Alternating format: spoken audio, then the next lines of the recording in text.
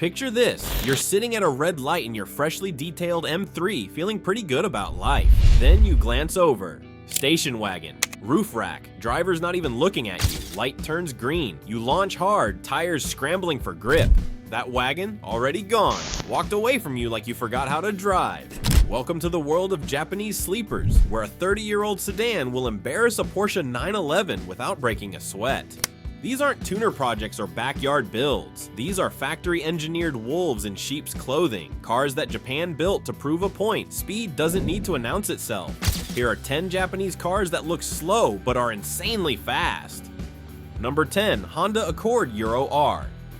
If you saw this parked outside an office building, you'd walk right past it. 4 doors, conservative lines, Honda badge. Looks like something a middle manager leases because it's reliable and gets good gas mileage. But this isn't just any Accord. This is the Euro R, and Honda built it for people who wanted Civic Type R performance without the boy racer stigma. Under the hood sits the K20A, a 2.0-liter naturally aspirated 4-cylinder that redlines at 8,000 RPM and pumps out 220 horsepower.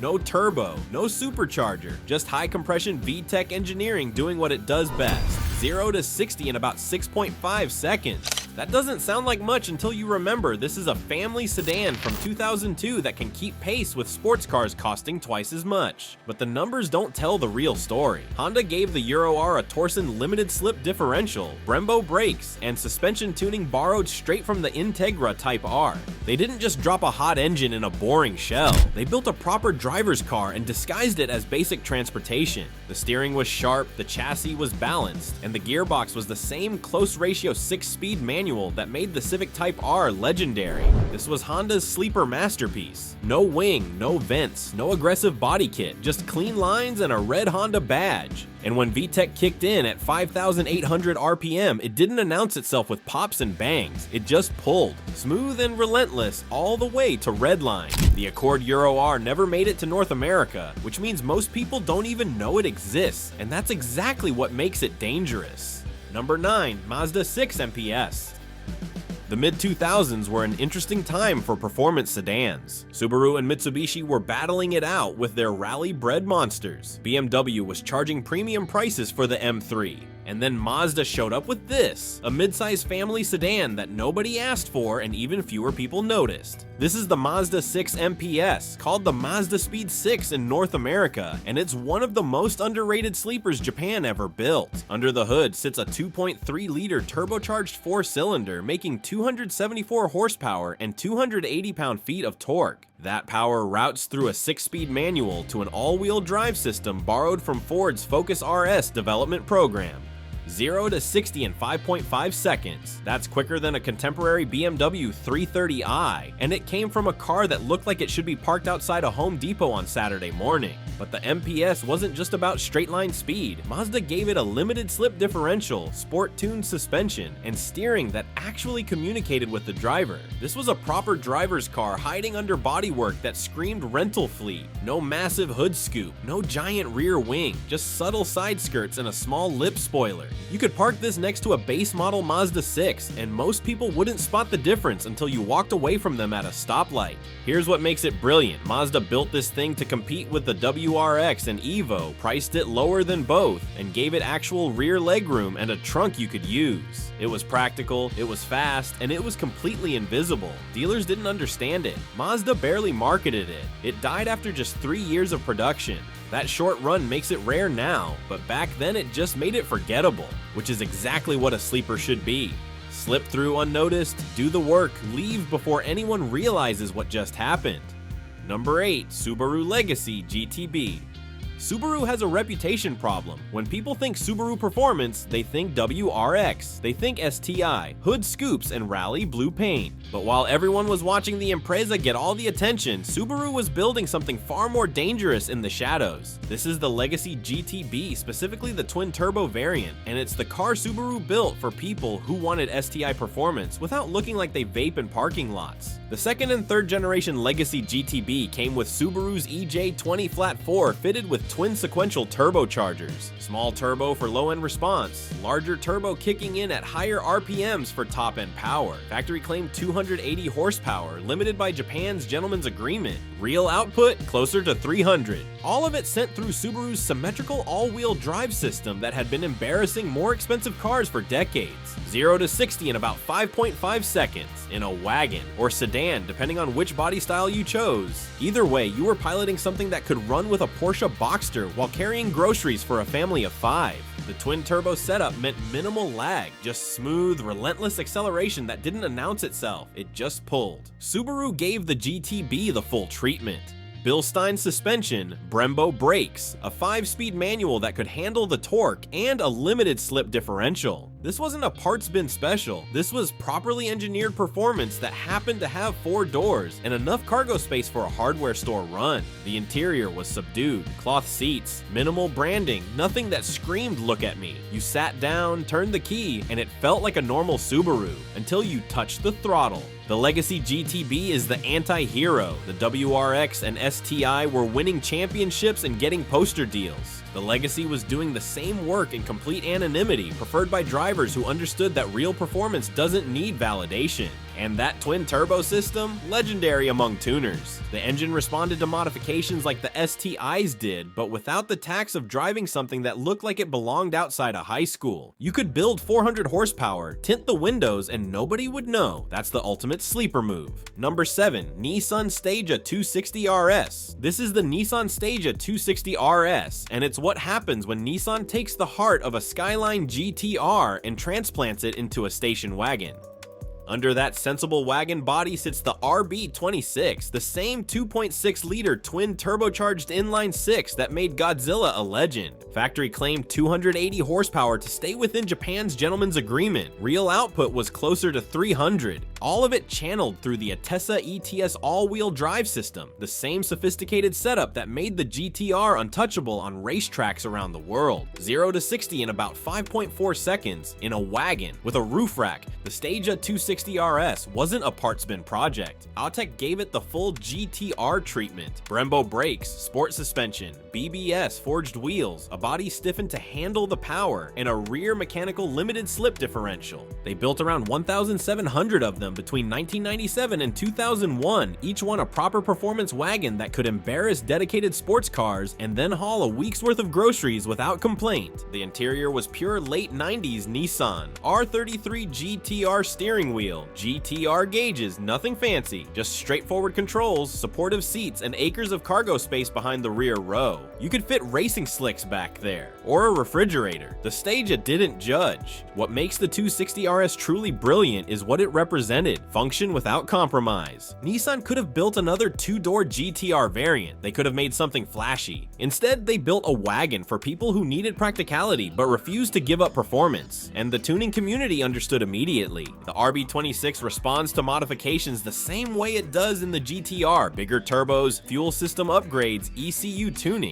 There are Stages running around with 4-figure horsepower, dropping kids at school on Monday and running 9-second quarter miles on Sunday. Number 6. Toyota Aristo V300 Vertex Edition. There's a certain type of person who doesn't need to advertise what they have. They show up quietly, handle business, and leave. The Toyota Aristo V300 Vertex Edition was built for those people. This is the Supra's older brother who went to law school, got successful, and never forgot how to move. Under the hood sat the same 2JZ twin turbocharged inline-6 from the Supra. Factory claimed 280 horsepower, real output closer to 300. But unlike the Supra, this power went through a 4-speed automatic, no manual option, no sport mode, just smooth, effortless acceleration wrapped in leather and wood grain. 0 to 60 in about 5.5 seconds. Sports car pace delivered with the urgency of a golf swing. You pressed the throttle and it just went, sequential turbos spooling with barely a whisper. You'd check the speedometer and realize you were doing 120 without trying. Toyota gave the Vertex Edition a subtle body kit, upgraded suspension, and larger brakes. Inside was full luxury spec, climate-controlled seats, premium audio, enough legroom to conduct meetings. This was a car for people who could afford a Supra but chose sophistication instead. And because it was rear-wheel drive with the 2JZ, it became a favorite in Japan's drift scene and highway racing culture. Number 5. Lexus IS-300. If you saw this parked outside an office, you'd walk right past it. Compact sedan, Lexus badge, the kind of car someone leases because they want reliable transportation with a premium feel. Most people don't know what's actually under the hood. This is the Lexus IS-300, and it's one of the cheapest ways to own one of Toyota's most legendary engines. The IS-300 came from the factory with the 2JZGE, a 3.0-liter naturally aspirated straight six making about 215 horsepower. Same engine family as the Supra, just without the turbos. 0 to 60 in about 7 seconds with the automatic slightly quicker with the manual that became available in 2002. Not earth-shattering numbers, but this was never about the stock configuration. Here's what matters, that 2JZ block is bulletproof. Add a turbo kit, upgrade the fuel system, tune the ECU, and suddenly your boring Lexus sedan is making 400, 500, 600 horsepower. The engine responds to modifications like it was designed for it, because it was. Lexus gave the IS-300 rear-wheel drive, a limited slip differential in certain trims, and suspension tuning that actually handled power. The chassis was designed by the same engineer who built the AE86 Corolla and worked on rally cars. This wasn't just a luxury sedan with a good engine, it was a properly sorted platform that could take abuse. Number 4. Mitsubishi Galant VR4. In 1987, Mitsubishi had a problem. They wanted to go rallying, but the rules required they build a road-going version of whatever they planned to race. So they took their mid-size Galant sedan, the kind of car accountants drove, and turned it into a homologation special that would become the blueprint for every Lancer evolution that followed. This is the Mitsubishi Galant VR4, and it doesn't look like much. Conservative sedan lines, 4 doors, nothing aggressive about the styling. But Mitsubishi packed it with technology that was absurd for a production car in the late 80s. A 2.0-liter turbocharged 4G63 inline-4 making around 195 horsepower, full-time all-wheel drive, and 4-wheel steering. Yes, 4-wheel steering. In 1987, in a sedan. 0 to 60 in about 6.5 seconds, which was legitimate sports car territory back then. But the VR4 wasn't built for straight-line bragging rights. It was built to dominate rally stages, and it did. Mitsubishi took this thing racing and won, multiple times. While everyone else was watching, Mitsubishi proved you could build a family sedan that could embarrass purpose-built race cars on dirt and tarmac. The all-wheel drive system was sophisticated for its time, splitting torque dynamically front to rear, giving the car grip that shouldn't have been possible from a platform designed to haul briefcases. The 4-wheel steering made it agile in ways that terrified competitors who couldn't figure out how a sedan was rotating through corners like something half its size. And here's the thing, this car laid the groundwork for everything Mitsubishi would do later. The Lancer evolution, direct descendant, same philosophy, same engineering approach, just refined over generations. The VR4 was the prototype, the proof of concept wrapped in sheet metal that said nothing to see here. Most people have never heard of it. They know the Evo, they know the rally heritage, but they don't know where it started. It started here, with a sedan that looked like it belonged in a corporate parking lot, but performed like it belonged on a rally stage. Number 3, Toyota Mark II Tourer V. Corporate Japan had a specific look in the late 90s. Conservative sedans, neutral colors, rear-wheel drive platforms designed for comfort. The Toyota Mark II fit that description perfectly. 4 doors, subtle styling, the kind of car a salaryman would drive to the office without attracting attention. But order the Tourer V variant, and Toyota gave you something completely different under the hood. The 1JZ, a 2.5-liter turbocharged inline-6 making 280 horsepower and 279 pound-feet of torque. Factory claimed anyway. Rear-wheel drive, 5-speed manual transmission in certain configurations, and a single twin-scroll turbo with VVTi that eliminated the lag of older twin-turbo setups. 0 to 60 in the low to mid 6-second range. That's serious performance wrapped in a package that looked like it should be doing steady highway cruising. Toyota knew exactly what they were building. The JZX-100 platform shared with the Chaser and Cresta became legendary in Japan's street racing scene, particularly on the Wangan Expressway where top speed mattered more than cornering.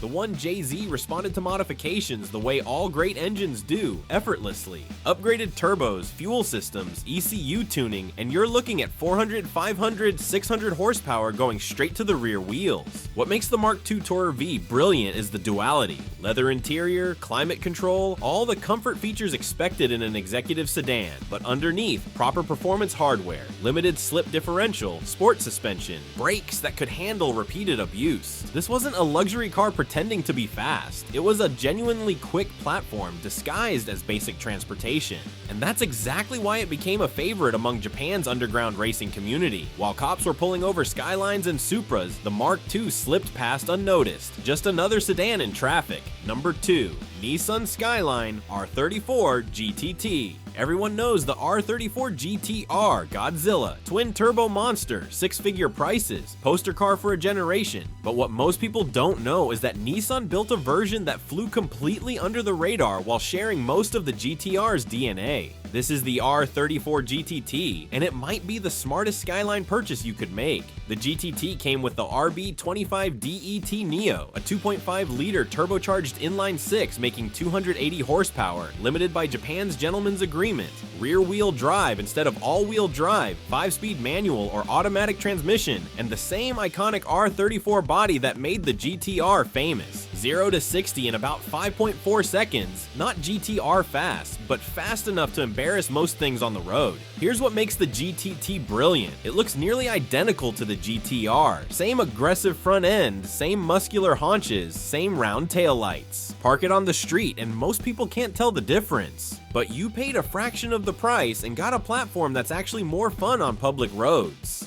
Lighter weight, rear-wheel drive dynamics, and an engine that responds to modifications like it was designed for it. The RB25 was built on the same engineering philosophy as the RB26. Upgrade the turbo, add supporting mods, tune it properly, and you're looking at 400 to 500 horsepower without touching the internals. The aftermarket for these engines is massive because they shared so much with the GTR. Every lesson learned on the RB26 translated directly to the RB25. And that's the beauty of the GTT. You get the R34 experience without the GTR tax. You get a car that turns heads, but doesn't attract the attention that comes with driving a six-figure legend. The R34 GTT is the sleeper hiding in plain sight, wearing the skin of its famous brother, while doing its own thing quietly, efficiently, and for a lot less money. Number 1. Honda Integra Type R DC2. This is the Honda Integra Type R DC2, and it doesn't look like much. Two-door coupe, conservative Honda styling, the kind of car someone's responsible older sibling drove to community college. But Honda built this thing to prove a point about what naturally aspirated front-wheel drive could do when you stop making excuses. Under the hood sat the B18C, a hand-built 1.8-liter naturally aspirated four-cylinder with VTEC. The Japanese spec made 200 horsepower at 8,000 RPM. The US version made 195. No turbo, no supercharger, just high compression pistons, hand-polished intake ports, lightweight connecting rods, and an 8,400 RPM redline. This engine made 110 horsepower per liter naturally aspirated, which was absurd in 1995. 0 to 60 in about 6.5 seconds. Not supercar fast, but that was never the point. The Integra Type R was about the experience. Close ratio 5-speed manual transmission, helical limited slip differential, double wishbone suspension front and rear, and a chassis that Honda reinforced with extra spot welds. They saved weight everywhere. Thinner glass, no sound deadening, lighter wheels, aluminum hood. The result was 2,500 pounds of precision engineering that handled like it was on rails. What made the DC2 legendary wasn't the straight line speed, it was what happened when the road turned. This car rotated like nothing else in its class. The steering communicated every detail of the road surface. The engine pulled relentlessly to redline, VTEC kicking in at 5,700 RPM with a scream that became iconic. And here's the beautiful part. It looked like nothing special. No massive wing, no aggressive body kit, no flashy badges screaming performance. Just a clean Honda coupe that could embarrass cars costing 3 times as much on any road with corners. The Type R proved you didn't need turbos or six-figure price tags or exotic badges. You just needed a company willing to build something purely for drivers who understood what mattered. The DC2 is the sleeper that changed how people thought about front-wheel drive forever.